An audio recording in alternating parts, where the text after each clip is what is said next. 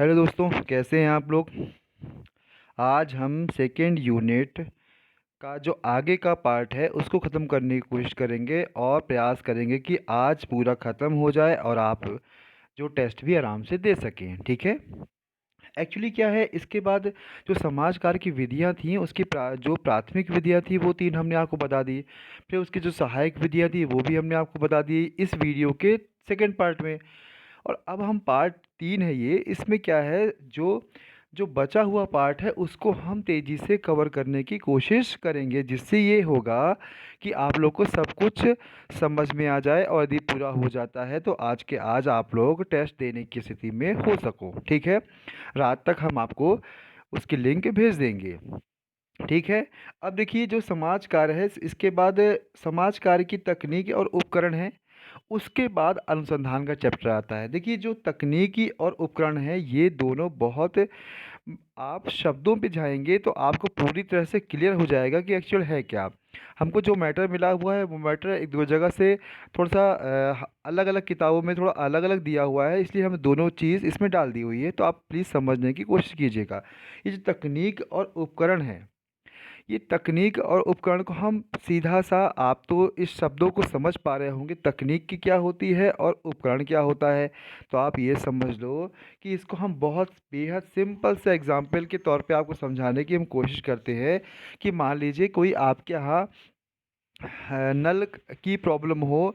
नल की प्रॉब्लम हो यदि, तो उसमें एक प्लम्बर आएगा और प्लम्बर के पास बहुत सारे औजार होंगे, मतलब टूल्स होंगे।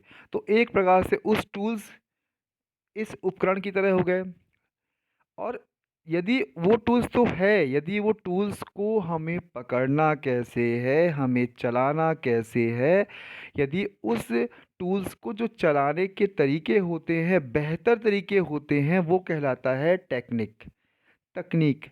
और वही तकनीक, सेम यही दोनों शब्दों का अर्थ आप समझेंगे समाज कार्य में, तो बहुत सारे टूल्स होते हैं जो समाज कार्य में एक कार्यकर्ता यूज़ करता है। और उस जो टूल्स होते हैं उन टूल्स को यूज़ कैसे करना है, किस तरीके से करना है, ये सब कहलाएगा समाज कार्य की तकनीक में। ठीक है। तो हम लोग स्टार्ट करते हैं। देखिए, एक जगह हमने पढ़ा हुआ है, पहले हम लोग तकनीक के बारे में आते हैं। तकनीक क्या है, इसमें सबसे पहली तकनीक जो आती है वो केंद्रीकरण है। इसमें क्या होता है, शरणार्थी की विभिन्न समस्याओं के संबंध में समुचित ज्ञान आवश्यक होता है, इसलिए केंद्रीकरण की तकनीक का प्रयोग अध्ययन की प्रक्रिया में किया जाता है। केंद्रीकरण मतलब सेंट्रलाइजेशन।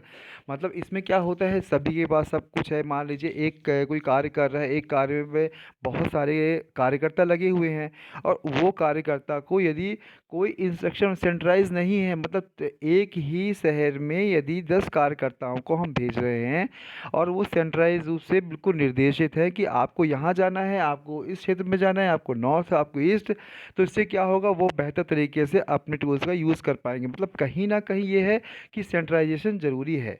ठीक है।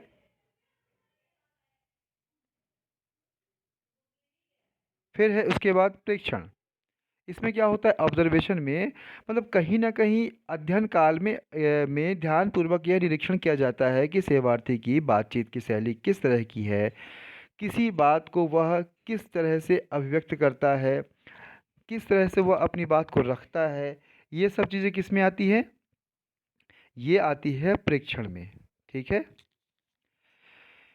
इन समस्त बातों का महत्व कार्यकर्ता के लिए अति आवश्यक होता है, क्योंकि उनके आधार पर यह ज्ञात होता है कि उनकी बातों का वास्तविक अर्थ क्या है, उनके संवेग कैसे हैं, जिनका ज्ञान शब्दों के साथ साथ शारीरिक क्रियाओं के प्रेक्षण से है। ठीक है। मतलब वो कैसा हाव भाव है, क्या तरीका है, आपको एक प्रेक्षण है। ठीक है ना। आप कैसे काम करते हैं, आपका तरीका क्या है काम करने का। आप कहीं भी जा रहे हैं किसी सेवार्थी के पास और आप मोबाइल पे लगे हुए हैं, आपका मैसेजेस बहुत आ रहे हैं, कॉल आ रहे हैं, तो एक एक बहुत आवश्यक कॉल एक अलग बात हो गई, लेकिन आपके हर दो दो मिनट में कॉल आ रहे हैं, तो आप काम को कैसे कर पाएंगे। मतलब तो फिर जो सेवार्थी है वो प्रेक्षण करता है, अब क्या है करता है, ऑब्जर्व करता है कि आप कैसे काम कर रहे हैं। ठीक है। फिर होता है समन्वेषण। इसके द्वारा मन के भीतर दबी हुई भावनाओं व संवेगों को अभिव्यक्त हेतु सेवार्थी को प्रेरित कर और टीका टिप्पणी कर उनके कार्यों व व्यवहारों को अच्छी तरह से समझने का प्रयास किया जाता है। मतलब तरह तरह तरीके अपनाकर कि सेवार्थी अपनी मन की बातों को बोल सके। ठीक है, ये सब कहलाती है क्या है, तकनीक। अब जो अध्ययन की तकनीक अभी पढ़ी है हमने, ये ऊपर का पार्ट है। ठीक है, अब हम लोग पढ़ते हैं, ये 2 बार आ गया है। ठीक है, ये 2 बार है। अब समाजकार के उपकरण में आते हैं हम लोग। समाजकार के उपकरण में क्या है, एक जगह समाजकार के उपकरणों में जो बताया गया है, वो हम पहले आपको बताएंगे। फिर दूसरी किताब में एक अलग बताया गया है, वो भी हम आपको बताएंगे। उपकरण का सीधा सा मतलब आप समझ लीजिए, जब एक कार्यकर्ता किसी सेवार्थी के पास जाता है, सेवार्थी के पास जाने में जिस तरीकों से वह उपयोग करता है, उससे प्रश्न जानने का तरीके, मतलब एक प्रकार का आपको एग्जाम्पल दिया है एक प्लम्बर का, उसके पास जो इंस्ट्रूमेंट्स हैं वो टूल्स कहलाएंगे, और उन टूल्स को यूज़ करने की जो टेक्निक होगी वही तकनीक कहलाती है। यूज़ करने का तरीका जो होगा वही टेक्निक कहलाएगी। ठीक है, अब संचार। संचार क्या है, संचार में ये होता है, ये पहला टूल्स है एक दूसरी किताब के अनुसार। इसमें ग्राहकों को सक्रिय रूप से सुनना, उन ग्राहकों मतलब सेवार्थियों को सक्रिय रूप से सुनना, उनके बयानों के बारे में गंभीरता से लेना, हर बात को बहुत ध्यान से समझना और अपनी बातों को समझाना। संचार मतलब क्या है, जब आपके पास बात करने के लिए, बोलने के लिए बहुत कुछ होगा तभी तो आप बोल पाएंगे, नहीं यदि होगा तो आप कैसे बोल पाएंगे। आप आपसे इंग्लिश बहुत अच्छी आती है, समझिए बहुत ही अच्छी आपसे इंग्लिश आ रही है, ठीक है, बहुत अच्छी बात है। लेकिन यदि आप किसी गांव में जा रहे हैं सोशल वर्क करने के लिए, वहाँ इंग्लिश यदि आपने बोली तो वहाँ की जो गांव वाले आपकी बात को क्या समझ पाएंगे। और यदि थोड़ा बहुत समझ पाएंगे तो जितने कंफर्टेबल अपनी भाषा में होते हैं, क्या उस भाषा में उतने कंफर्टेबल हो पाएंगे, नहीं ना। तो इसलिए संचार बेहद इम्पोर्टेंट। दूसरा है संगठनात्मक कौशल। मतलब एक जो आपका संगठन में हर तरह से होकर आपकी सभी बातों को एक संगठित रूप से बात करना, प्रदर्शन करना, ये सब कहलाता है संगठनात्मक कौशल। ठीक है, फिर है आपका सीमाएं, लिमिटेशंस हैं, कि आपकी एक बिल्कुल लिमिटेशंस होंगी कि आपको क्या है, लिमिटेशन होनी चाहिए कि आप क्या करना चाह रहे हैं, क्या नहीं करना चाह रहे हैं। आपको कितना कितना बोलना है, कितना नहीं बोलना है, कितना वस्तुनिष्ठ संबंध बनाना है, कितना आत्मनिष्ठ आप हो सकते हैं। ये सभी में आपको संवेगात्मक भी आपको सीमाओं पर का निर्धारण करना है, ये हो गई। फिर आचार संहिता। आचार संहिता मतलब होता है एक एक नियम, ऐसे नियम जो कार्यकर्ता के लिए विशेष होते हैं और उसी के आधार पर वो अपने कार्यों को करता है, तो ये कहलाता है आचार संहिता। देखिए हमने आपको बताया था ना, आचार संहिता शायद पहले भी आपने पढ़ी है, ये वही आचार संहिता है जैसे जो हम लोग चुनाव में सुनते हैं कि आचार संहिता लग गई। मतलब यदि चुनावों की घोषणा होती है तो एक निश्चित नियम वहाँ पर लागू कर दिए जाते हैं। उनका नियमों का लागू करने का मुख्य मुख्य ये होता है कि वहाँ के मतदाताओं को कोई ऐसे भी किसी प्रकार के प्रलोभन या बातों को या उम्मीदवारों को ऐसे नियमों से बांधना जिससे वह किसी प्रकार का मतदाताओं को प्रलोभन या बाकी चीज़ें नहीं दे सकें। ठीक है, नेक्स्ट होता है हम लोग का ये है आपका व्यक्तिगत और व्यावसायिक सहायता। मतलब एक जब आप किसी के पास जाते हैं एक कार्यकर्ता के रूप में तो क्या करते हैं, एक पर्सनल रूप से भी उसकी हेल्प करते हैं और एक व्यावसायिक आप उसकी हेल्प करते, क्यों, क्योंकि हम लोगों का समाज कार्य का मेन उद्देश्य क्या है, हम समाज कार्य वैज्ञानिक ज्ञान और कौशल के आधार पर किसी भी सेवार्थी की सहायता इस प्रकार करेगा कि इस प्रकार सहायता करेगा कि वह व्यक्ति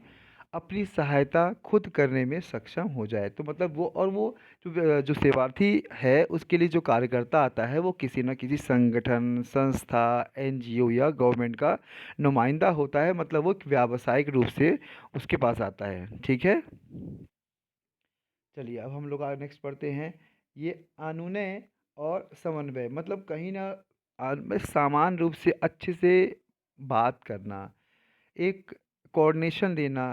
भाई आप अपनी बात बोलना चाहते हैं, बीच बीच में यदि सेवार्थी टोक रहा है तो पहले आप सेवार्थी की पूरी बात समझ लीजिए, पूरी बात कह ले दीजिए। मतलब हर तरीके से उसको ये कंफर्टेबल हो जाए कि वो अपनी बात को किसी से बेहतर तरीके से रख पा रहा है। ठीक है। धैर्य भी होना चाहिए, ऐसा नहीं हो कि वो बोल रहा है और आप में अंदर से क्रोध आ रहा है कि देखो मैं आधे घंटे के लिए इसके आस पास आया था, मुझे 10 सेवार्थी कवर करना है और यदि आप यही तो 4 घंटा खा लिया है तो आप क्या करें इसके लिए। अब हम अंदर से बहुत ही आपको आपको धैर्य की बहुत आवश्यकता है ऐसे काम के लिए।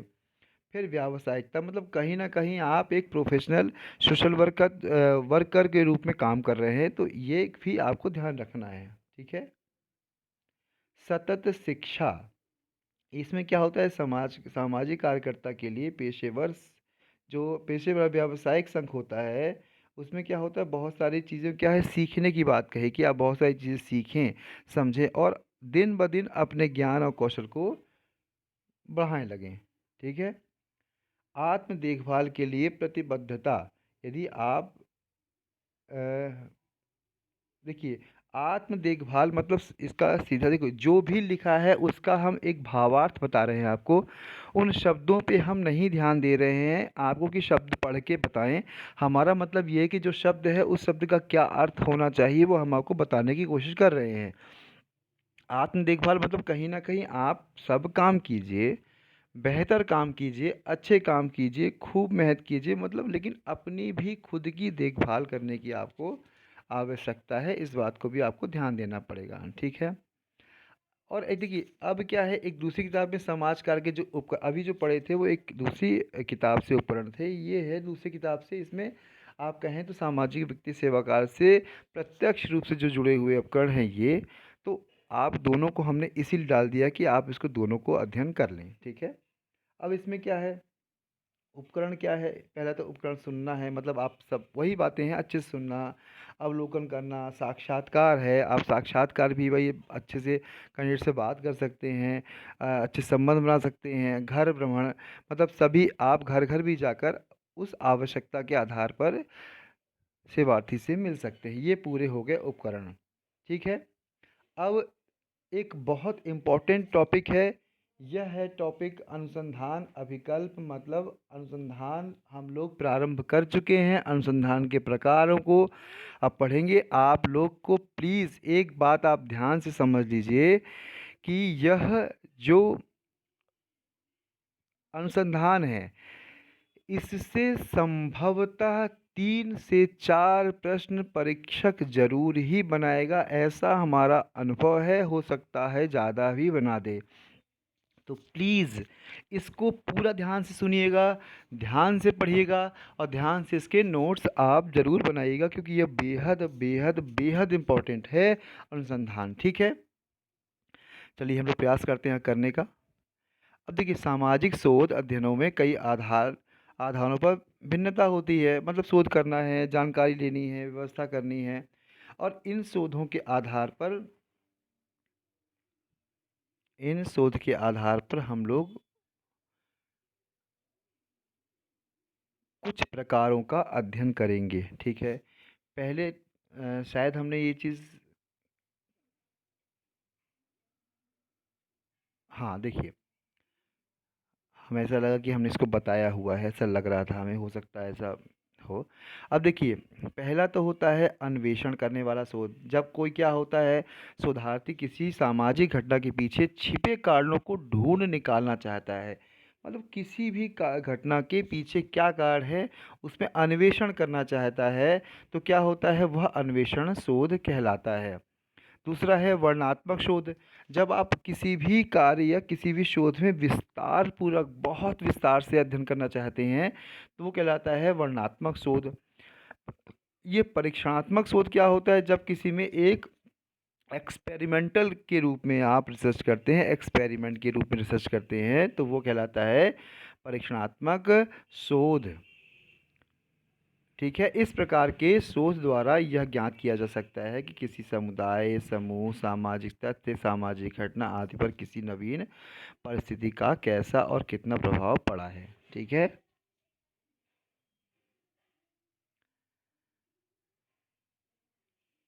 अब ये है कि उसके बाद नेक्स्ट है विशुद्ध शोध, प्योर रिसर्च। ये क्या होता है? जो विशुद्ध रिसर्च होता है वो व्यावसायिक उपयोगिता को दृष्टि में रखकर नहीं किया जाता। किसी समस्या के कारणों को ढूंढ निकालना और उसका हल प्रस्तुत करना भी विशुद्ध शोध के अंतर्गत नहीं आता है। विशुद्ध शोध क्या है?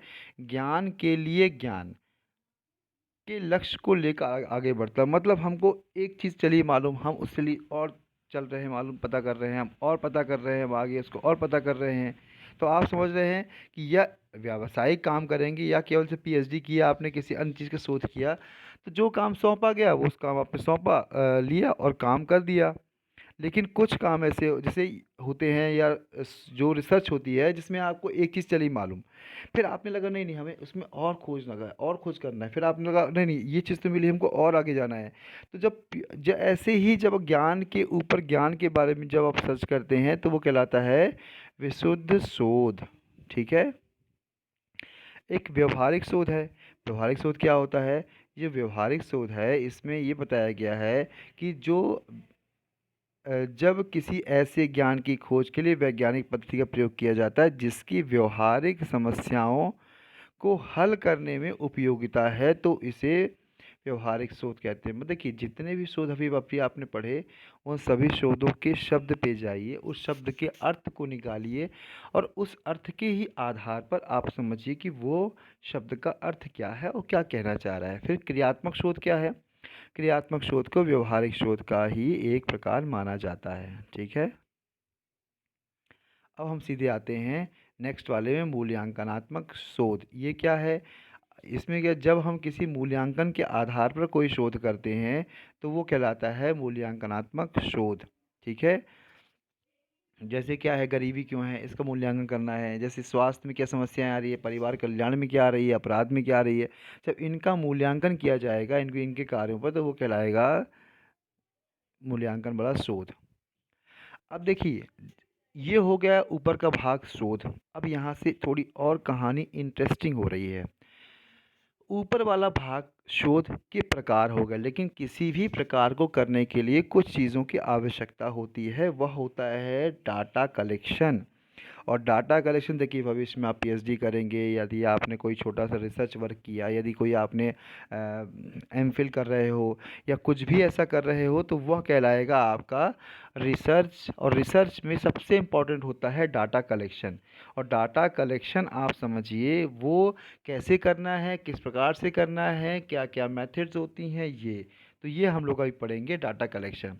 अच्छा, एक्चुअली जब डाटा कलेक्ट कलेक्ट करते हैं, इकट्ठा करते हैं, तो उसके दो तरीके होते हैं। दो तरीके होते हैं या दो प्रकार के आप तथ्य कह सकते हैं, एक प्राथमिक होते हैं और एक द्वितीयक होते हैं। ठीक है। हम केवल आपको जो शब्द लिखे हैं उसकी जगह हम आपको बताने की कोशिश कर रहे हैं कि उसका अर्थ क्या है। जो प्रथम होता है प्राथमिक तथ्य, दूसरा है द्वितीयक तथ्य। जो प्राथमिक तथ्य होता है वो क्या होता है? प्राथमिक तथ्य से सीधा सा तात्पर्य होता है जब कोई शोधार्थी, शोध करने वाला व्यक्ति जब तथ्यों का संकलन स्वयं करता है, स्वयं ही प्रयास करता है प्रत्यक्ष रूप से, तो वह कहलाता है, उनके द्वारा जो डाटा कलेक्शन हुआ वो कहलाता है प्राथमिक तथ्य। ठीक है। प्राथमिक तथ्य, प्राथमिक तथ्य। ठीक है ना। तो ये जो डाटा कलेक्शन है इसमें एक प्राइमरी मेथड होता है, एक सेकेंडरी मेथड होता है। प्राइमरी में क्या होता है? जब शोधार्थी, शोध करने वाला या रिसर्च करने वाला जितने भी डाटा होते हैं वह स्वयं, जो डाटा स्वयं इकट्ठा करता है जाकर, वह प्राइमरी कहलाएगा। और जो किसी अन्य के द्वारा पहले से इकट्ठा किया गया रहा होगा या किसी अन्य साधनों से आपके पास आएगा तो वह कहलाएगा सेकेंडरी डाटा। ठीक है।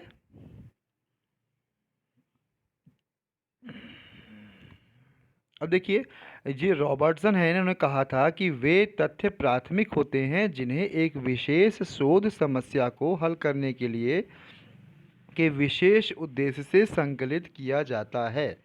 मतलब एक विशेष उद्देश्य से आप करोगे तो प्राइमरी हो गया, स्वयं इकट्ठा करोगे प्राइमरी हो गया, यदि किसी के द्वारा इकट्ठा है पहले से वो क्या हो गया, सेकेंडरी हो गया। ठीक है। और द्वितीयक, जैसे इसमें जैसे क्या हो गया, द्वितीयक अब स्टार्ट करते हैं, इसमें समझ में आएगा आपको क्या। वे सब सूचनाएं, आंकड़े तथा तथ्य जिन्हें शोधार्थी अपने अध्ययन हेतु स्वयं संकलित नहीं करता है, बल्कि जो पहले से ही प्रकाशित या अप्रकाशित रूप से उपलब्ध है, वो कहलाते हैं द्वितीयक सामग्री या द्वितीयक आंकड़े। ठीक है, क्लियर हो गया। एग्जाम्पल आपको साफ लिखा हुआ है इसमें, देखिए, पत्र, डायरियाँ, आत्मकथाएं, सरकारी प्रतिवेदन, जनगणना रिपोर्ट, इस तरह के जो पहले से ही अवेलेबल है वो कहलाएंगे कौन से, वो कहलाएंगे आपके सेकेंडरी डाटा। ठीक है। अब हम आगे जो पढ़ेंगे प्राइमरी डाटा कलेक्शन की जो मेथड्स पढ़ेंगे वो सबसे इम्पोर्टेंस है, उसको बहुत ध्यान से आप लोग समझिएगा। ऐसा जितना हमारा अनुभव है उससे 3 से 4 प्रश्न, कम से कम 3 प्रश्न तो उसमें इस अनुसंधान से आपको देखने को मिलेगा ही मिलेगा। ज़्यादा मिल जाए तो कोई आश्चर्य नहीं होगा। ठीक है।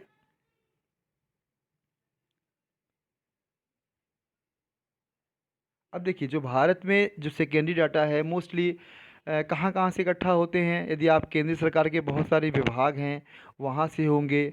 देखिए, रिजर्व बैंक हो गया, वाणिज्यिक बैंक हो गया, श्रम मंत्रालय, रेल मंत्रालय, परिवहन, मतलब इनकी रिपोर्ट्स होंगी, एनुअल रिपोर्ट्स होती हैं इनके, तरह समय समय पर जो सेमिनार, वर्कशॉप, ये सब होते हैं। ठीक है। अब केंद्रीय सांख्यिकी संगठन इनके यहाँ से, राष्ट्रीय निदर्शन सर्वेक्षण संगठन यहाँ से भी, तो ये सब भी डाटा कलेक्शन जो सेकेंडरी होता है इनमें कहा जाता है। ठीक है। अब देखिए, हम लोग सीधे आते हैं, अब हम लोग आ गए अवलोकन में। अब ये अवलोकन क्या है, पहली बात तो हमने बताया है तथ्य संकलन की विधियां, एक प्राथमिक होती हैं एक द्वितीयक होती हैं। जब प्राथमिक होती हैं तो क्या होती है, शोधार्थी खुद इकट्ठा करता है, और जो द्वितीयक होती है वो पहले से किसी के द्वारा इकट्ठा की गई होती है या अलग से किसी संस्थान के द्वारा प्रकाशित की गई होती है, तो वो कहलाता है सेकेंडरी। और तो प्राइमरी में हम लोग जो जब जो डाटा कलेक्शन होता है उस डाटा कलेक्शन के प्रकार तो क्या होता, क्या है ये समझ लिया हम लोगों ने। अब उसको इकट्ठा कैसे करेंगे वो हम लोग पढ़ेंगे आगे 5 विधियों के द्वारा। ठीक है ना। मुख्य 4 होती है, उसमें एक और जुड़ी हुई है, तो मुख्य 4 विधियाँ ही होती है, जिसमें से पहली पढ़ेंगे अवलोकन। ठीक है। देखिए, ये जो जितने भी अवलोकन है, साक्षात्कार है, प्रश्नावली है, अनुसूची है और केस स्टडी है, ये चारों अपने आप में एक एक दिन के पूरे पूरे एक लेक्चर है 1 घंटे के। लेकिन चूंकि हम लोगों को क्या है, पूरा कवर भी करना है, पढ़ना भी है, तो हमने पूरा प्रयास किया है। हालांकि हम अपने ये जो वीडियो है इससे खुद असंतुष्ट हैं, क्योंकि हमको और बेहतर टाइम की आवश्यकता है। यदि हम इसी में समय पूरा दे देंगे, हम लोग 1 घंटे 2 घंटे 3 घंटे एक टॉपिक पे, तो इस तरह से केवल ये 4 टॉपिक ही हम लोग को 4 दिन लग जाएंगे, तो सही नहीं है। ठीक है। तो लेकिन हमने प्रयास पूरा किया है कि सबको शॉर्ट में समझाने की कोशिश करें, लेकिन तब भी हमें लगता है कि इसमें और कुछ होना चाहिए। ठीक है। चलिए हम लोग पढ़ते हैं अवलोकन। अवलोकन क्या है आप खुद समझिए। अवलोकन का सीधा सा तात्पर्य है कि जब आप क्या ऑब्जर्व करते हैं किसी को। बहुत से डाटा ऐसे होते हैं जिसमें ऑब्जर्व किया जाता है, जैसे आपसे ये कहा जाए कि सतना जिले में ऐसे कितने विभाग हैं जो 10 बजे या 10 सवा 10 बजे खुल ही जाते हैं, ओपन होते हैं। एक ये प्रश्न हुआ। एक ऐसा हो सकता है कि रेलवे स्टेशन के सामने ऐसे कितने अ, आपको भिखारी मिलेंगे जो विकलांग हैं। एक केवल हम आपको एक एग्जाम्पल दे रहे हैं उन के आधार पर समझाने के लिए बस। ठीक है। तो जैसे आपने क्या, ये हमने बोला, तो आप क्या गए विभागों में गए, तो आपने दूर से देखा ताला बंद है, चले आए। मतलब एक विभाग बंद दिखा। फिर आप नेक्स्ट डे दूसरे में गए, तीसरे में गए और सबका टाइम आपने नोट कर लिया। ठीक इसी प्रकार रेलवे के जो स्टेशन के बाहर भी गए आप, वहाँ भी गए, वहाँ भी देखा आपने, तो वहाँ भी देखा तो आपने क्या देखा कि हाँ यहाँ पर भी ऐसा ही है। ठीक है कि इतने 10 भिखारियों में से 3 विकलांग, मतलब आपने अवलोकन कर लिया, दूर से देख लिया और अपने डाटा में एंट्री कर ली, तो ये विधि कहलाती है अवलोकन। लेकिन इस अवलोकन में भी कुछ टाइप्स हैं, अनियंत्रित, नियंत्रित और सामूहिक। कैसे, चलिए इसमें करते हैं हम लोग। देखिए पहले तो अवलोकन की परिभाषा समझें, क्या है अवलोकन की परिभाषा। दूसरे शब्दों में समझें तो कार्य कारण अथवा पारस्परिक संबंधों को जानने के लिए स्वाभाविक रूप से घटित होने वाली घटनाओं को सूक्ष्म रूप से देखना ही अवलोकन है। घटित होने वाली घटनाओं को, एक चौराहे से ऐसी कितनी मर्सिडीज निकलती हैं एक घंटे में, आपको ऑब्जर्व करना है। तो आपने देखा, नोट डाउन लिया, नोट डाउन किया, बुक ली, कॉपी लिया और आपने शुरू कर दिया। हुआ ना ऑब्जर्वेशन। इस ऑब्जर्वेशन में बहुत सारी विशेषताएं हैं। मानव इंद्रिय का आप उपयोग करते हैं, प्राथमिक सामग्री का संकलन करते हैं, सूक्ष्म गहन एवं उद्देश्यपूर्ण इसमें अध्ययन होता है। ठीक है, इसका कार्य कारण संबंध का पता होता है, मतलब जो कार्य हो रहा है वो किसी कारण से हो रहा है, ये किस कारण से हो रहा है ये भी आपको पता हो रहा है।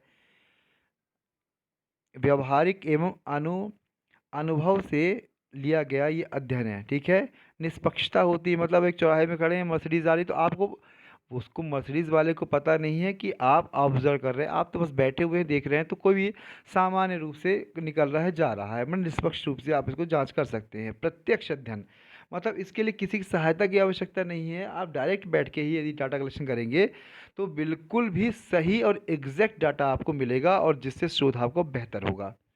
सामूहिक व्यवहार का अध्ययन, मतलब जितने भी लोग बहुत सारे समूह में हैं उन वो क्यों क्या व्यवहार करते हैं ये सब आप देख पाओगे। विचार पूर्वक किया जाने वाला अध्ययन, मतलब है कि आप सोच के बैठे हो कि ऐसा होना चाहिए। अब हम लोग अवलोकन के प्रकार में आते हैं। देखिए अवलोकन समझ में आ गया ना आपको कि अवलोकन क्या है।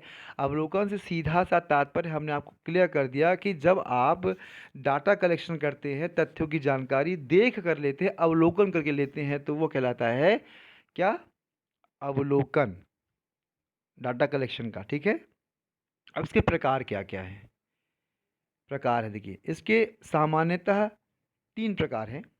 एक होता है नियंत्रित अवलोकन, दूसरा होता है सहभागी अवलोकन और दूसरा है अर्ध सहभागी अवलोकन।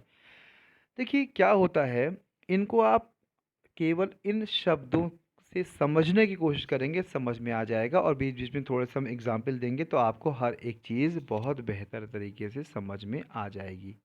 ठीक है, अब देखिए पहली बात तो क्या है, नियंत्रित अवलोकन। नियंत्रित अवलोकन में आप जब ऑब्जर्व करते हो, ऑब्जर्व करने पे आप उसको कंट्रोल कर पाते हो। जैसे आपकी डाटा कलेक्शन की आपको मेथड है, ठीक है, उस मेथड में आपको डाटा कलेक्शन करना है और अवलोकन का आप यूज़ कर रहे हैं। कंट्रोल करना मतलब ये होता है कि आप अपने जो सामने घटित हो रहा है उसको आप कंट्रोल करने की कैपेसिटी आप में होगी, तो आप कर पा रहे हैं। जैसे जैसे आप ये समझिए कि कोई एक व्यक्ति एक व्यक्ति कहीं साइकिल से कितनी तेज़ी से जा रहा है, कितनी स्पीड कर सकता है। यदि आपने इसके इस तरह की डाटा का कलेक्शन करना है तो क्या करेंगे आप। आपको मान लीजिए आप सुबह उठे, 10 बजे तैयार हुए और सोचे 11 बजे से हम ये काम करेंगे। आपने तय कर लिया ना 11 बजे से करना है। फिर आपने साइकिल वाले को तो कुछ लोग को बुलाया, फिर आपने ऐसे करवाया, फिर एक से दो, फिर दूसरे से, फिर मतलब आप उसको कंट्रोल कर पा रहे हैं कि भाई तुम्हें 11 बजे आना, तुम्हें काम करना 2 बजे चलना, एक काम करना कि इतनी एज वाला व्यक्ति आ जाए, ये और आप ये कंट्रोल कर पा रहे हो उस डाटा को कलेक्शन में। लेकिन जब आप उस डाटा को इकट्ठा करने में कंट्रोल नहीं कर पाते हैं, वह आपका बस नहीं रहता है, तो वो कहलाता है अनियंत्रित अवलोकन। ठीक है, ये क्या होता है अनियंत्रित अवलोकन। इसमें होता है जैसे आप समझिए कि ट्रेन है। ट्रेन जब उतर आती है तो उसमें जो यात्री होते हैं वो यात्री कितनी तेज़ी से उतरते हैं, उनको बाकी यात्रियों को चढ़ने में क्या दिक्कत होती है, ये सब आप कर रहे हैं, तो आप उसमें दूर से बैठ के अवलोकन करेंगे, लेकिन कंट्रोल नहीं कर पाएंगे भी हमारे हिसाब से ट्रेन अब आ जाए, हम 11 बजे उठे हैं, अब हम वहाँ पहुँचेंगे स्टेशन, तब ट्रेन है। क्या ऐसा होता है बताइए? ट्रेन क्या आपके हिसाब से आती है? नहीं आती ना, नहीं आती। तो इसी के आधार पर, जैसे आप कोई मर्सिडीज़ गाड़ी एक चौराहे से गुजरनी हो, तो आप मर्सिडीज़ वालों को थोड़ी बोलेंगे कि एक काम करो कि अब हम वहाँ 11 बजे से बैठेंगे, उसके पहले मत आना, 11 बजे के बाद आना। ऐसा संभव है क्या? नहीं ना। तो उसमें क्या होता है कि जब ऐसा होता है कि वो गाड़ियों का आप पर या तथ्य संकलन में आपका बस नहीं चलेगा, और आप तथ्यों को इकट्ठा करेंगे, उस कंडीशन में जो स्थिति होती है वह अनियंत्रित अवलोकन की कहलाती है। सहभागी अवलोकन, सहभागी अवलोकन में क्या होता है, दो चीज़ें होती हैं, दो भाग हैं। एक तो या तो आप पूरी तरह से उसमें जुड़ जाएंगे, उस समूह में, तथ्य संकलन में, या तो आप उससे बिल्कुल अलग हो जाएंगे। कैसे? चलिए हमको बहुत छोटे से एग्जाम्पल के तहत में आप समझाते हैं। यदि कोई आदिवासी समूह है, आपको आदिवासी समूहों के बारे में जानकारी करनी है, उनका तथ्यों का संग्रह करना है, तो आप क्या करेंगे? दो तरीके हैं। या तो आप दूर, बिल्कुल आप एक ऊंची जगह में बैठ जाइए और उनकी क्या गतिविधियां होती हैं, रोज़ 2 घंटे पहुंचिए, देखिए क्या उनमें तरीके होते हैं, कैसे वो खाना पीना दूर से देखिए, इकट्ठा बैठ के खाते हैं, कैसे बात करते हैं, कैसे क्या करते हैं, ये सब आपने दूर, मतलब असहभागी। असहभागी मतलब होता है आपने सहभागिता नहीं दी उसमें, दूर बैठे हुए हैं और देख रहे हैं, तो वो क्या होता है? असहभागी। लेकिन यदि आपने सोचा कि काम वो दूर क्यों बैठते हैं, हम जाते हैं इन्हीं के साथ घुल मिल जाते हैं, बैठते हैं, खाना पीना खाएंगे, इनका देखेंगे और इनकी बातों को ऑब्जर्व करेंगे, तब क्या होगा? वो कहलाता है सहभागी अवलोकन। क्लियर हुआ आपका?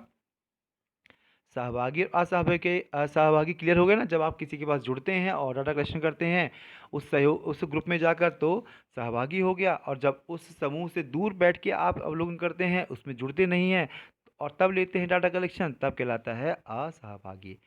एक होता है लास्ट, इसका पॉइंट है अर्ध सहभागी। अर्ध सहभागी क्या होता है? अर्ध सहभागी मतलब ये होता है, आप तो समझ रहे हैं, आधा सहभागी अवलोकन। मतलब अवलोकन में डाटा कलेक्शन का वह प्रकार जिसमें आप डाटा कलेक्शन तो करते हैं, लेकिन पूरे समय ना ही सहभागी रहते हैं और पूरे समय ना ही असहभागी रहते हैं, आप अर्ध सहभागी रहते हैं। मतलब 10 दिन आपको डाटा कलेक्शन करना है, तो आप क्या करें, 5 दिन आप गए, उनके साथ रुके, खाना पीना खाए, सब कुछ है, हो सकता है आपके साथ रहने से उनका अलग व्यवहार हो। फिर आप सोचे कि यदि मैं इनके पास नहीं रहता हूँ तो ये लोग कैसा व्यवहार करते हैं, तो 5 दिन आपने क्या किया, बाहर चले गए, दूर से देखा, तो वो हो गया। तो मतलब एक ही स्थिति को दो नज़रियों से आपने देखा और तब डाटा कलेक्शन किया, तब आपने जो प्रकार यूज़ किया वो है अर्ध सहभागी। क्लियर हो गया आपका? समझ में आ रहा है ना? तो प्लीज़, आप समझ में आ रहा हो तो कमेंट्स आप कर सकते हैं, बिल्कुल से। हम पूरा प्रयास करते हैं कि सभी कमेंट्स का आंसर दें, लेकिन कोई भी कभी कभार ऐसा संभव नहीं हो पाता है कि हम सभी आंसर्स को दे सकें। ठीक है, लेकिन प्रयास हम पूरा करते हैं कि सभी को हम आंसर दे पाएँ। ठीक है, चलिए अब हम आगे बढ़ते हैं। अब हम साक्षात्कार में आते हैं। देखिए, पहला जो तरीका है प्राथमिक तथ्यों को इकट्ठा करने का, वो तो क्लियर हो गया, वो अवलोकन हो गया। अब प्राथमिक तथ्यों को इकट्ठा करने के लिए दूसरा है साक्षात्कार। साक्षात्कार शब्द क्या होता है? साक्षात आकार देना, मतलब आप बिल्कुल प्रत्यक्ष तरह इंटरव्यू, जैसे इंटरव्यू यदि है, इसका शब्द है इंटरव्यू। इंटर मतलब होता है अंदर, व्यू मतलब जानना, किसी के अंदर को जानना, किसी के अंदर को झांकना। इसका सीधा सा मतलब ये है कि वह अंदर क्या सोचता है, उसके विचार क्या हैं, उसके विषय में जानकारी करना, ये सब आप करते हैं तो कहलाता है साक्षात्कार, इंटरव्यू। ठीक है, इसकी इंटरव्यू की परिभाषा क्या है, यदि आप किसी समझें तो इसमें ये परिभाषा है कि एक सर्वेक्षण, साक्षात्कार, कार्यकर्ता तथा उत्तरदाता के, साक्षात्कर्ता और उत्तरदाता के मध्य एक वार्तालाप है जिसका उद्देश्य उत्तरदाता से निश्चित समूह सूचना प्राप्त करना होता है। जब किसी भी उत्तरदाता से सूचना प्राप्त की जाती है और साक्षात्कारकर्ता जो होता है वो सूचना लेता है, तो यह साक्षात्कार कहलाता है। ठीक है, क्लियर हुआ ना। एक व्यक्ति किसी से सूचना चाह रहा है तो क्या करेगा, वो आप प्रश्न पूछेगा, उत्तर लेगा, तो ये कहलाएगा साक्षात्कार। ठीक है। एक ने लिखा है कि साक्षात्कार को मूल रूप से सामाजिक अंतःक्रिया की एक प्रक्रिया माना गया। अंतःक्रिया माने इंटरेक्शन हो रहा है, इंटरेक्शन। आप उससे पूछ रहे हो, वो आपको जवाब दे रहा है, फिर आप फिर प्रश्न कर रहे हो, फिर आपसे मतलब एक दूसरे से बातें आप कर रहे हो, ये कहलाता है अंतःक्रिया। ठीक है। विशेषताएं क्या क्या है इसमें? विशेषताएं हैं, साक्षात्कार कम से कम दो लोग चाहिए इसमें, परस्पर संपर्क होना चाहिए। सामान्यता क्या होता है, एक व्यक्ति प्रश्न पूछता है, दूसरा उत्तर देता है। साक्षात्कार एक सामाजिक प्रक्रिया है। साक्षात्कार एक उद्देश्यपूर्ण वार्तालाप है। यह एक मनोवैज्ञानिक प्रक्रिया है। साक्षात्कार में दोनों पक्षों के बीच आमने सामने के और प्राथमिक संबंध स्थापित होते हैं। मतलब जो कोई बात करते हैं आप लोग, तो एक दूसरे से बात करेंगे, स्वाभाविक है, बहुत सारी बातें एक दूसरे से शेयर करेंगे। ठीक है। साक्षात्कार सूचना संकलन की एक मौखिक विधि है। मतलब मौखिक विधि है।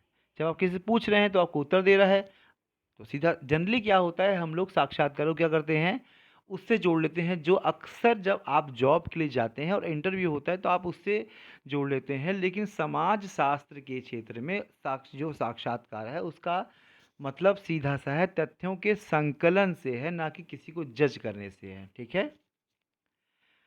साक्षात्कार के उद्देश्य क्या हैं? इसके उद्देश्य आप समझें तो इसमें उद्देश्य ये है कि प्रत्यक्ष संपर्क द्वारा सूचनाएं, माने डायरेक्ट आप उस व्यक्ति से जुड़ते हैं और सूचनाओं को एकत्र करते हैं। उपकल्पनाओं का स्रोत, मतलब आप कुछ सोच के जाते हैं कि ये व्यक्ति ऐसा होगा, लेकिन जब आप उत्तर मिल रहे होते हैं तो आप उन उत्तरों से अपनी उपकल्पनाओं का वेरिफिकेशन करते हैं कि जो आपने सोचा था वो सही था या फिर सही नहीं था। व्यक्तिगत तथ्यों की प्राप्ति, मतलब कहीं ना कहीं पर्सनल जो उसके फैक्ट्स हों वो आपको जानकारी मिलेगी। गुणात्मक तथ्यों के लिए है ये, मानव जीवन जीवन से संबंधित ऐसे गुणात्मक तथ्य जैसे भावनाएं, मनोवृत्तियाँ, उद्वेग, आकांक्षाएं, विचार, लोक विश्वास, मूल्य, आदर्श, ये सब है। ये सब चीज़ों की जानकारी जो मिलेगी आपको, वो किसी में मिलेगी, वह साक्षात्कार से मिलेगी। अवलोकन के अवसर, मतलब आप तो पहली बार साक्षात्कार कर रहे हैं, लेकिन आप कहीं ना कहीं उस व्यक्ति को ऑब्जर्व तो करेंगे ना, कैसे बोलता है, कैसे बात करता है, बीच बीच में उसका ध्यान कहाँ है। सच में साक्षात्कार में ध्यान नहीं है तो एक प्रकार से अवलोकन भी हुआ, तो साथ में आप अवलोकन भी करते जाते हैं। ठीक है। अन्य विधियों से प्राप्त सामग्री का सत्यापन, मतलब और जो आपको पहले से पता है लेकिन उसको आप वेरिफिकेशन इससे कर सकते हैं। ठीक है। चलिए, साक्षात्कार के प्रकार आ गए। तो जो साक्षात्कार है उसके प्रकार कुछ अलग आधारों के रूप में है। ठीक है। क्या क्या है वो बताते हैं आपको।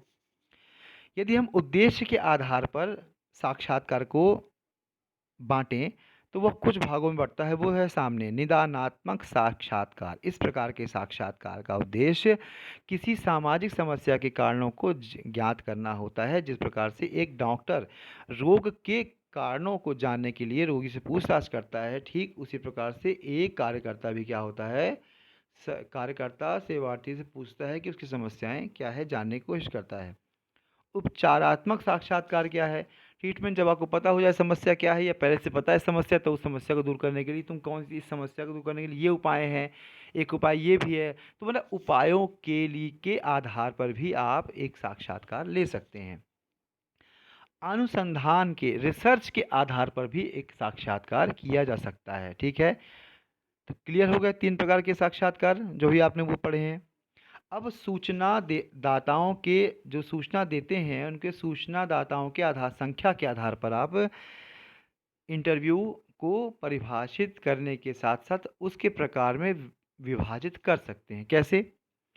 अभी तो हमने ये पहले क्या पढ़ा हमने, अभी इसके जो प्रकार पढ़े उस प्रकार में क्या है, साक्षात्कार में आप क्या पूछना चाहते हैं उसके व्यवहार या बाकी चीज़ के आधार पर आपने बांट दिया। फिर दूसरा क्या है, संख्या, जिससे आप क्वेश्चन पूछ रहे हैं वो क्या है, या तो के साथ पूछ सकते हैं या तो आप समूह के साथ पूछते हैं। देखा होगा क्लास में अक्सर क्या होता है, एक टीचर होता है और जो उत्तर देने वाला होता है वो क्या होते हैं, बच्चे होते हैं। कोई क्वेश्चन पूछा, किसी ने बोला हाँ हाँ ये आंसर है सर, तो बात हो गई। ठीक है। अवधि के आधार पर, अवधि के आधार पर क्या है, एक होता है शॉर्ट, वेरी शॉर्ट, जिसमें क्या होता है अल्पकालिक, जिसमें क्या होगा अल्पकालिक रूप से जब आप साक्षात्कार करते हैं तो अल्पकालिक साक्षात्कार कहलाएगा। जब ये वही को समय बढ़ा देते हैं, मतलब कई दिन चलेगा, आज जैसे एक प्रकार से आप कहें कि पूछताछ कर रहे हैं किसी से, जानकारी कर रहे हैं उसके विषय में, तो अब एक दिन में संतुष्टि नहीं हुई, 2 दिन में नहीं हुई, तो आप लंबा टाइम आपने खींच दिया, तो वो क्या है दीर्घकालिक साक्षात्कार। अब हम संरचना के आधार पर जब वर्गीकृत करेंगे तो क्या होगा, संरचना, संरचित साक्षात्कार, एक असंरचित साक्षात्कार और तीसरा है अर्ध संरचित साक्षात्कार। इसमें क्या होता है देखिए, जब किसी से इंटरव्यू लिया जाता है तो पहले से आपने प्लान कर लिया कि ये 10 क्वेश्चन है हम इनसे पूछेंगे या 100 क्वेश्चन इनसे पूछेंगे, पहले से स्ट्रक्चर्ड हो गया कि हाँ ऐसा होगा, तो वो पहले वो क्या हो गया, संरचित हो गया। यदि आपने बोला कि नहीं बुला लो कैंडिडेट को, देखते हैं जो मन में आएगा हम पूछते जाएंगे, जैसे आईएएस के इंटरव्यू वगैरह होते हैं उसमें ये होता है कि भाई ठीक है कैंडिडेट आएगा, जैसा वो होगा उस प्रकार से हम उससे प्रश्न करेंगे, ठीक है। असंरचित क्लियर हो गया आपको, इसमें कोई लिस्ट नहीं होती क्वेश्चन की। अर्ध संरचित क्या होगा, साक्षात्कार, इसमें क्या होता है कुछ क्वेश्चन तो होंगे कि हम लिख के लेके आएंगे, यहाँ पहले से पता को पूछना है, लेकिन कुछ क्वेश्चंस डिपेंड ऑन सिचुएशंस होगी, हमको लगेगा नहीं इसके लिए एक सप्लीमेंट्री क्वेश्चंस पूछना चाहिए, कुछ और पूछना चाहिए, तो आप जब पूछेंगे तो कहलाता है अर्ध संरचित साक्षात्कार। आवृत्ति के आधार पर साक्षात्कार भी परिभाषित किया गया है, या तो एक बार साक्षात्कार होगा या अंतिम बार साक्षात्कार होगा, यही हुआ ना, या तो एक से बार कई बार साक्षात्कार होगा तो वो कहलाएगा कौन सा, पुनरावृत्ति साक्षात्कार। प्रथम या अंतिम में एक बार आता है और पुनरावृत्ति में क्या होता है एक बार, 2 बार या एक से कई बार आते हैं। क्लियर हुआ आपको, इंटरव्यू आपका पूरी तरह से यहाँ तक समाप्त हो गया। अब हम लोग प्रश्नावली में आते हैं ठीक है, समझ में आ रहा है, ये बहुत इंपॉर्टेंट टॉपिक है, प्लीज़ प्लीज़ बहुत ध्यान से आप इसको आगे प्रयास कीजिएगा कि अच्छे से पढ़ पाएँ, ठीक है। प्रश्नावली क्या है, प्रश्नावली क्या है, जो प्रश्नों के संकलन या समूह को ही प्रश्नावली कहा जाता है। क्लियर हुआ कैसे, चलिए और समझते हैं हम लोग। एक कहते हैं कि एक प्रश्नावली के प्रश्नों के एक समूह के रूप में परिभाषित किया जा सकता है, या प्रश्नावली विभिन्न व्यक्तियों को उत्तर देने के लिए प्रेषित की गई प्रश्नों की एक सूची है।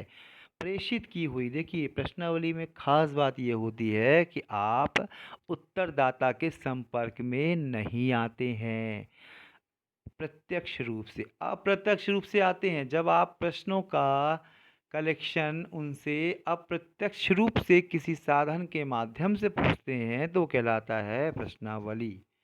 कैसे, चलिए समझाते हैं आपको।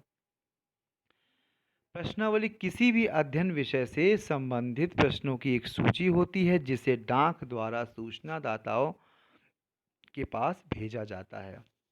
मतलब सीधा सा है, आपने बहुत सारे देखा होगा कि डाक द्वारा पूछा जाता है कि यह प्रश्न है कि नहीं। एक्चुअली देखो डाक शब्द तो ये पुराना हो गया, आज के समय में आपने देखा होगा ना, अक्सर आप में सर्वे होता है, एनडीटीवी सर्वे कर रहा है, आपका टेलीग्राम में सर्वे हो रहा है, या बाकी जिन सर्वे हो रहा है कि काम करिए ये है, आप इसमें हाँ नाम उत्तर दीजिए, तो आपने अपनी हाँ या ना में राय दे दी तो क्लियर हो गया। इससे आप क्या हो, कम समय में बहुत सारे लोगों से आंसरिंग कर सकते हैं। तो क्लियर हुआ, प्रश्नावली में प्रत्यक्ष रूप से सबसे बड़ी खूबी क्या होती है इसमें, कि प्रत्यक्ष रूप से यह आप उत्तरदाताओं के पास नहीं आते हैं, अप्रत्यक्ष रूप से आते हैं, ठीक है।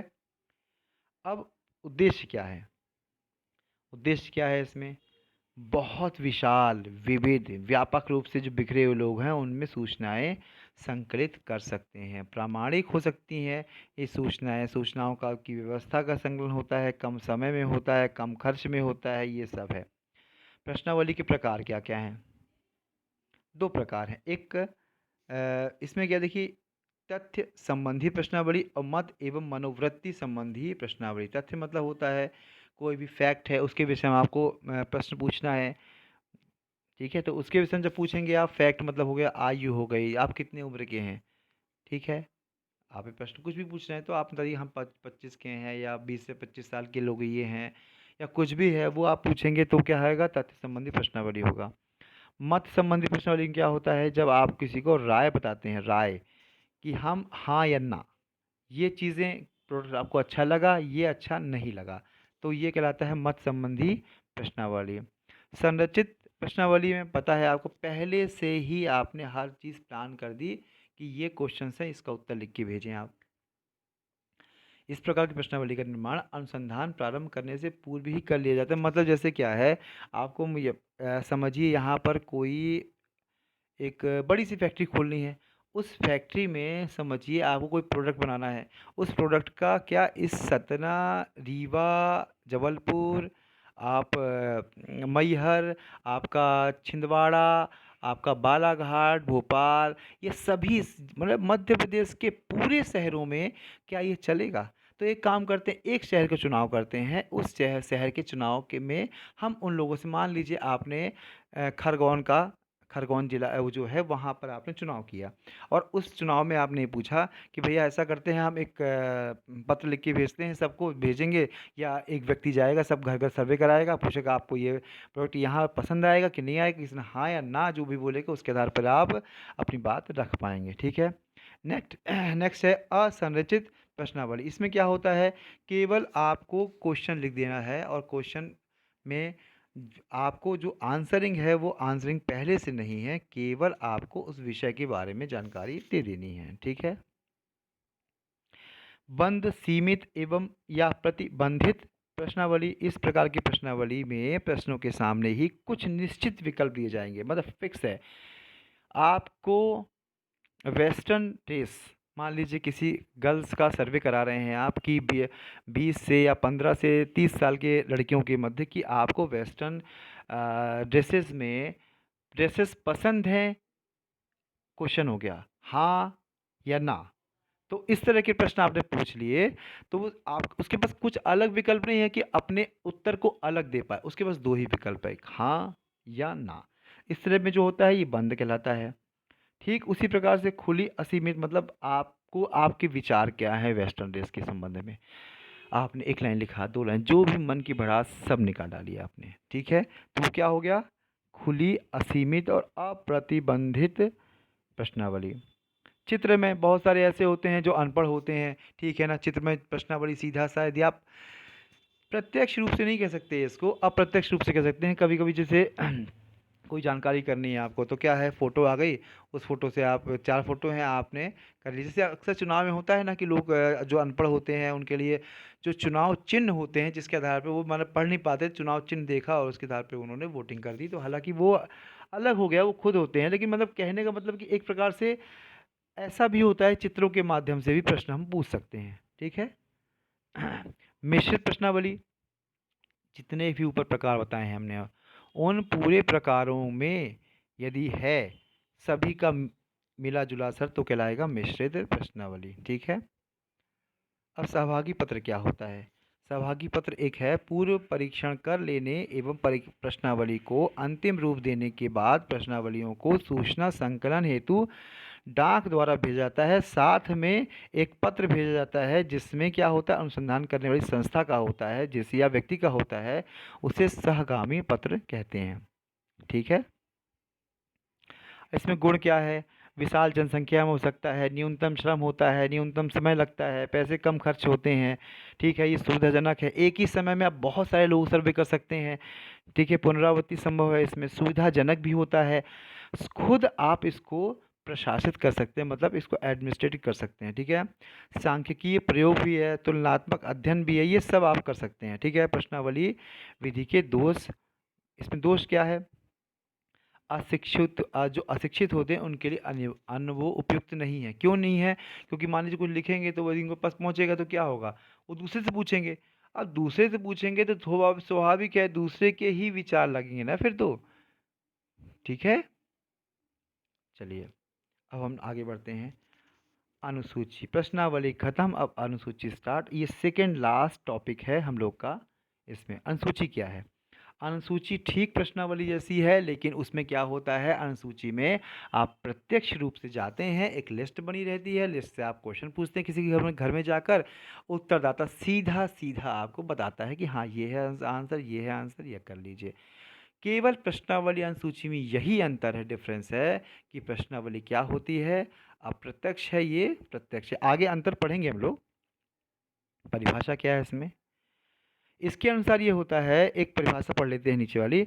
अनुसूची उन प्रश्नों के एक समूह का नाम है जिसमें साक्षात्कारकर्ता किसी दूसरे व्यक्ति से आमने सामने ही स्थिति में पूछे और भरे जाते हैं। मतलब उसी से पूछेगा और उसी के जो आंसर होंगे उससे वो भरता जाएगा। ठीक है। विशेषताएं क्या होती हैं। अनुसूची में अध्ययन की समस्या, जो समस्या है, संबंधित शीर्षक उपशीर्षक सब आप डाल सकते हैं। इसे एक प्रपत्र और फॉर्म की तरह छपाया जा सकता है।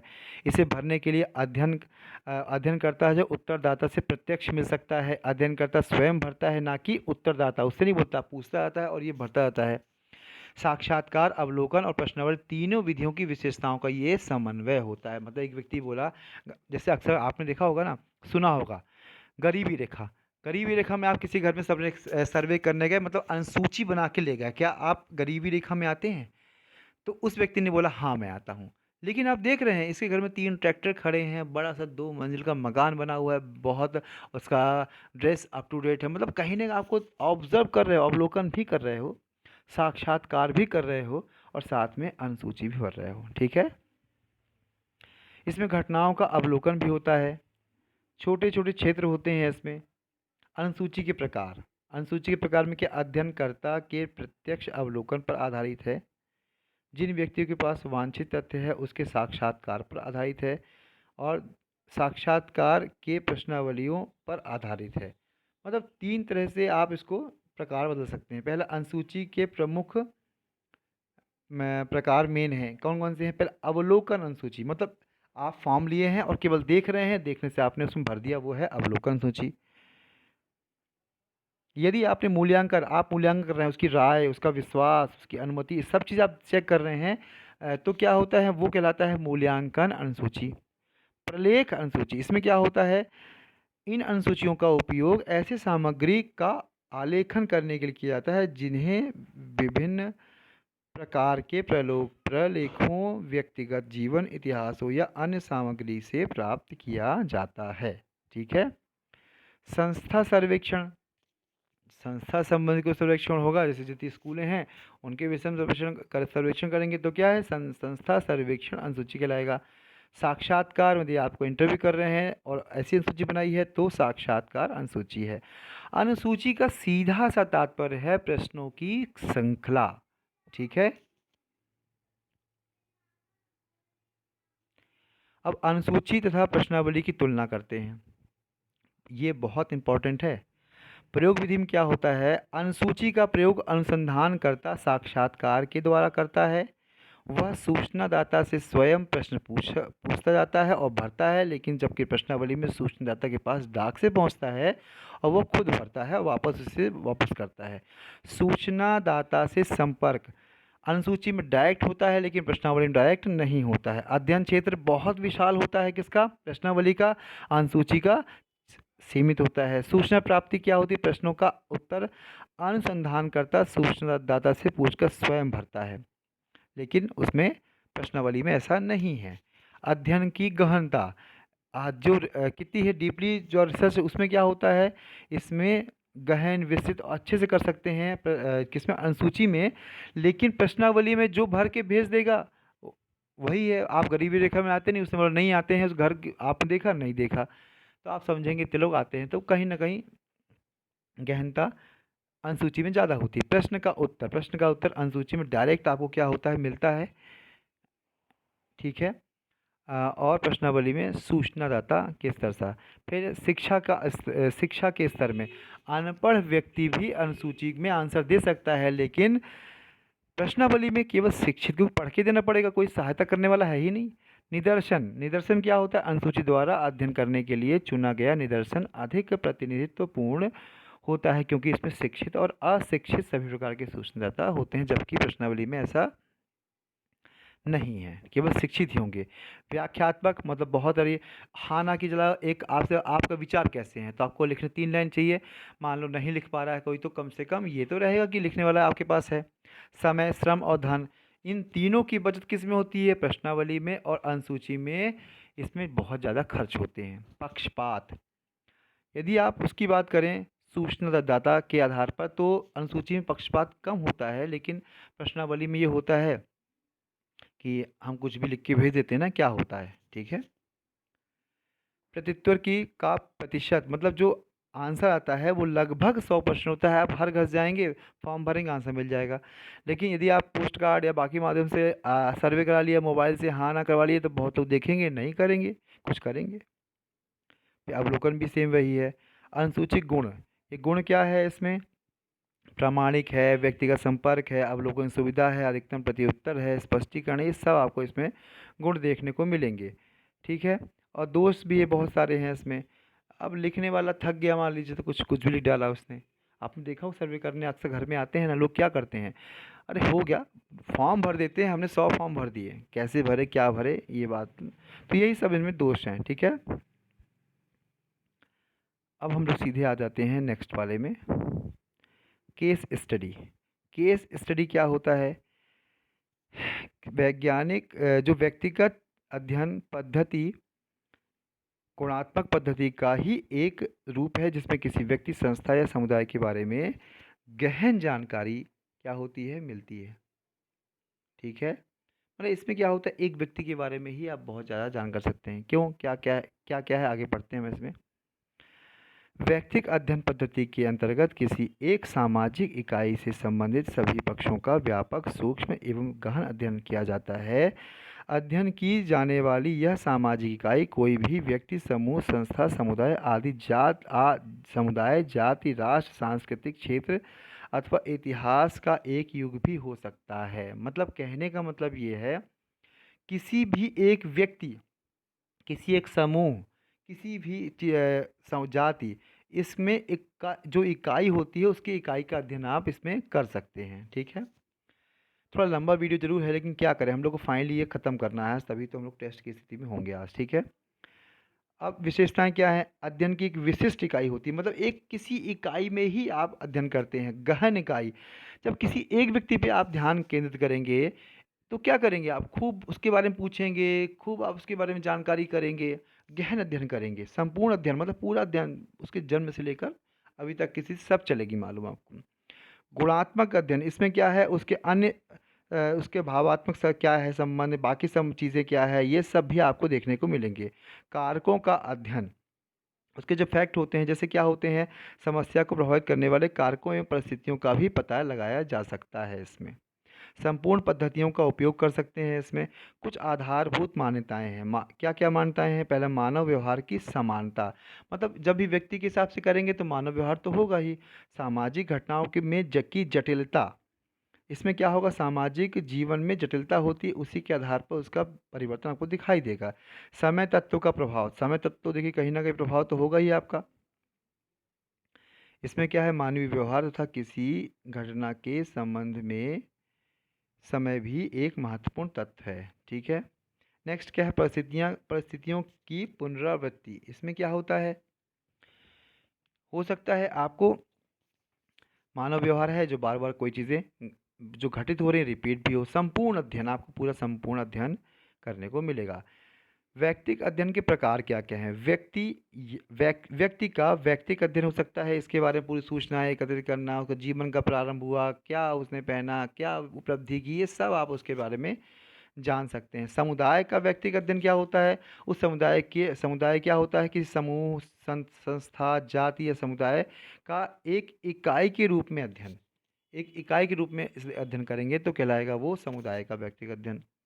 प्रणाली क्या क्या है? जो क्या क्या चरण होते हैं वो, जो पहले समस्या का विवरण आपको पता होना चाहिए, समस्या एक्चुअली है क्या। अध्ययन समस्या का चयन आपको पता होना चाहिए, साधारण, विशेष है या असाधारण है। घटनाओं का काल, कब हुआ, कैसे हुआ, निर्धारक तत्व, ये भी आपको पता होना चाहिए, ठीक है। विश्लेषण एवं निष्कर्ष, अंतिम में आप उसको निष्कर्ष में निकालेंगे। अब देखिए कुछ विभिन्न यंत्र और प्रविधियां हैं। मतलब जब आप कोई अध्ययन करते हैं या तो कोई किसी व्यक्ति के बारे में आत्मकथा के रूप में कोई लिख देता है, कोई खुद डायरी लिखता है जीवन में डेली वो जो करता है लिखता है, ठीक है ना।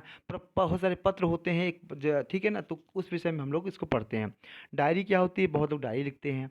पत्र क्या होता है, अक्सर पत्र पहले के समय पत्र बहुत इंपॉर्टेंट हुआ करता है, जिसमें अपनी बातों को लोग कहते थे।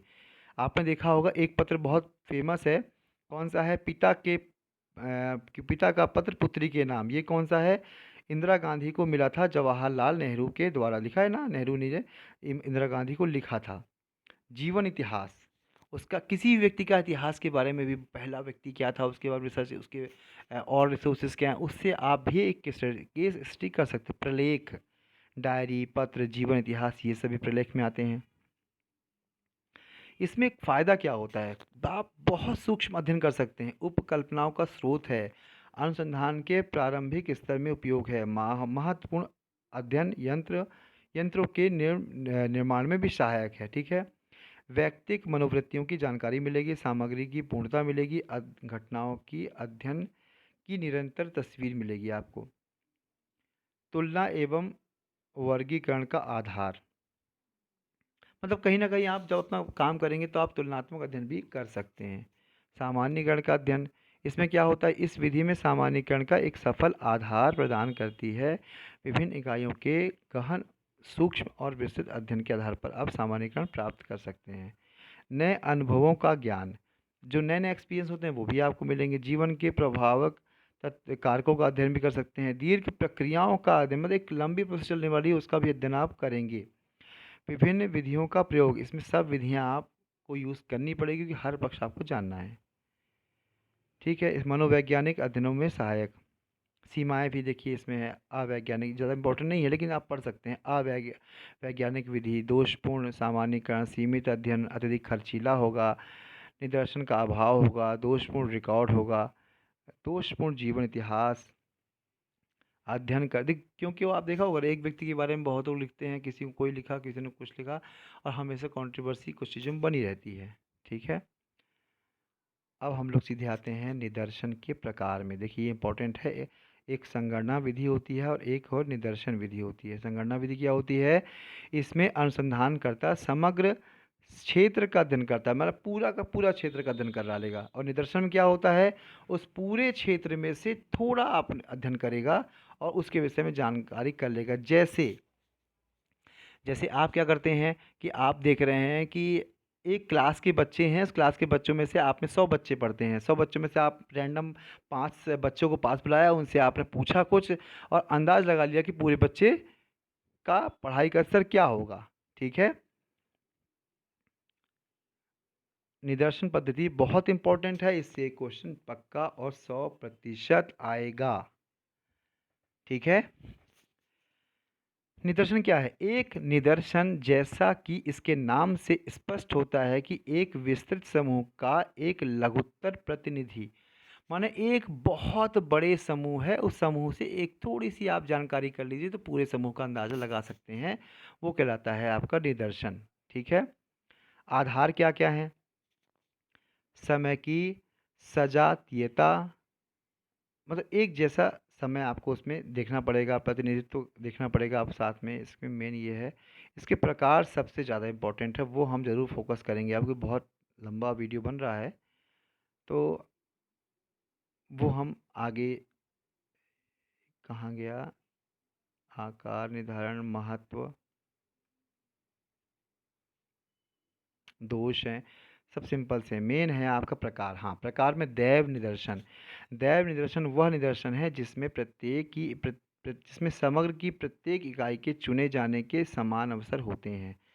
मतलब सीधा सा है, अचानक रैंडम, रैंडम सैम्पलिंग, आपने इकट्ठा बहुत सारी चीज़ें पढ़ी हैं, आँख मूंद के एक चीज़ निकाल ली, मतलब हो सकता हो सभी की संभावना है कोई एक आ जाए, तो मतलब ये रैंडम सैम्पलिंग होती है। इसमें दैव निदर्शन विधि का उपयोग उस समय माना जाता है जब चुनाव की विधि ऐसी हो कि सम की प्रत्येक इकाई तथा तत्व के चुने जाने का समान अवसर हो, ठीक है। इसके प्रकार हैं, बहुत इंपॉर्टेंट प्रकार है। एक होता है लॉटरी विधि, लॉटरी लिखा है उसमें, सॉरी लॉटरी है। लॉटरी में पता है आपको, बहुत लॉटरी में क्या होता है, देखा ना आपने, बहुत सारे नंबर लिखे होते हैं। आप लॉटरी, जैसे लॉटरी खरीदते हैं आप, सेम वैसा ही है।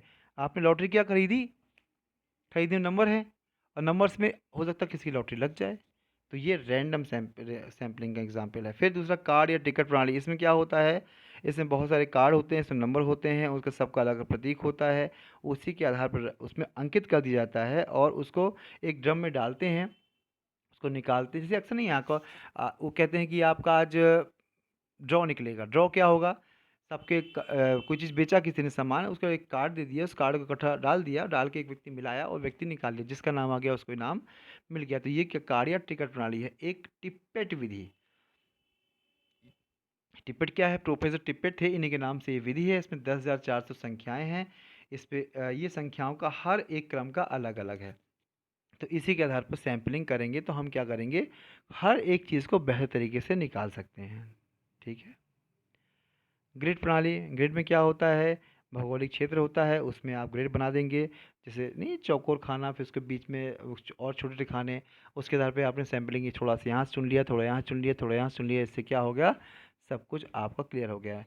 नियमित अंकन प्रणाली मतलब सीधा सा है, आपने माल देखा होगा अक्सर कि आपने कभी एनसीसी ली हो, कभी आपने स्काउट लिया हो, कभी आपने रेड क्रॉस इस तरह चीज़ें ली हो, देखा होगा आपने। जब बच्चों का क्या करते हैं, डिवाइडेशन करते हैं, मतलब ग्रुप बनाते हैं, तो क्या करते हैं, इकट्ठा बच्चे एक जगह से हैं, उनसे बोला कि 1 to 4 तक आप, या जितने ग्रुप बनाने हैं उतने गिनती गिना दी, 1 to 4, 1 to 4, 1 to 4, 3 4, ऐसा करते चले गए। फिर अंतिम में क्या है, जिसका 1 है इधर आओ, 2 वाले इधर आओ, 3 वाले उधर आओ, तो एक आपको ग्रुप बन गया। इससे क्या होगा, सब अलग अलग आधार पे हो सकता, देखा नहीं आपका, चार मान लो चार गर्ल्स हैं, वो आपस में बहुत अच्छी दोस्त हैं, बोले हम ये तो एक काम करेंगे, इसी ग्रुप में रहेंगे, अच्छा रहेगा।